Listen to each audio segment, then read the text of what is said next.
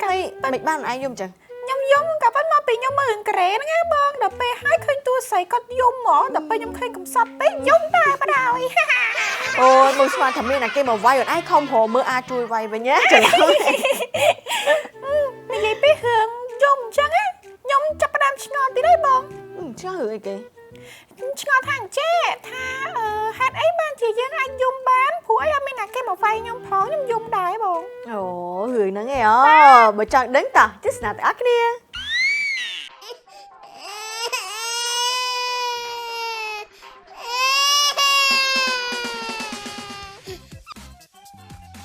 ទឹកភ្នែកដើរតួនាទីយ៉ាងសំខាន់ជាច្រើននៅក្នុងរាងកាយរបស់យើងផ្ដល់សំណើមភ្នែកឲ្យរអិលលាងបាញ់ចម្រះកម្ទេចកម្ទី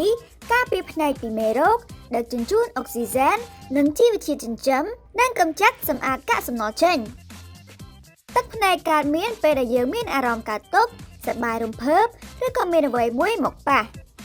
ទឹកភ្នែកមាន3ស្រទាប់បញ្ចូលគ្នារវាងសារធាតុទឹកប្រេងនិងសារធាតុសម្បោរអន្ថើលទឹកភ្នែករបស់យើងគឺចេញពីក្រពេញទឹកភ្នែកដែលមានទីតាំងនៅដើមភ្នែក ហើយបើនិយាយទៅទឹកភ្នែករបស់យើងគឺចេញរហូតហ្នឹងចំណាប់ហើយនឹងបងប្អូនជឿអត់ mình thấy đấy bông đã tờ yếm là hot ắt chụp bàn tranh là hot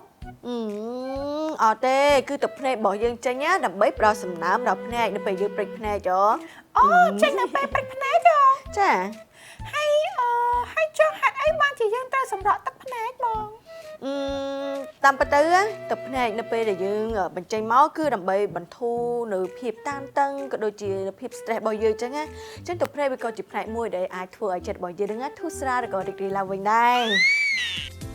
ពេលខ្លះទឹកភ្នែកហូរដើម្បីបញ្ចេញចោលនៅអារម្មណ៍តានតឹងឬ stress ការយំក៏អាចកម្ចាត់ភាពតានតឹងផ្លូវចិត្តបានដែរ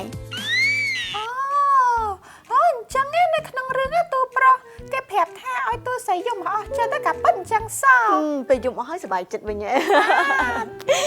តែនិយាយអញ្ចឹងចំណាប់ឥឡូវចេះមើលឯណាកូរ៉េត្រាំម៉ៃណាចេះមើលយូរហើយបងអើយ អត់មានប្រាប់បងឲ្យជឿអីចែកបងតែកុំមើល screen ទូរស័ព្ទយូរពេកព្រោះថាវាអាចធ្វើឲ្យខូចភ្នែក បាទ